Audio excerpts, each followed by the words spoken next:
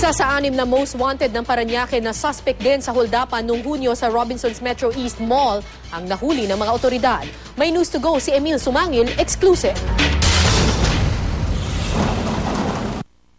Tukoy na raw ng pulisya ang isa sa mga suspect sa holdapang ito sa Robinsons Metro East Mall nitong Hunyo na nakunan ng CCTV. Ang lalaking ito na naka-stripes at nakikipagbarilan sa gwardya ng mall ang ika-6 daw na most wanted ng Parañaque, si Richard Gonzalez alias Bricks Monteverde. Inaresta siya ng mga tauhan ng Parañaque Police Intelligence Unit. Nakunan siya ng kalibre 45 baril at isang motorsiklo. Nakulong na raw noong 2003 si Gonzalez pero nakapagpiansa kaya nakalaya.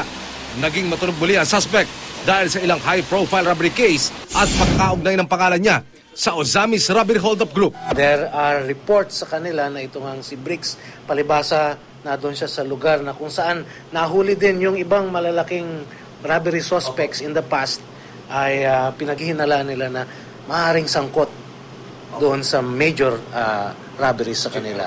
Nakikipag-ugnayan na ang Parañaque Police sa ibang police agencies para malaman kung grupo rin ni Gonzalez ang nasa likod ng iba pang malalaking kaso ng holdapan kamakailan. Nung mga CCTVs, nung mga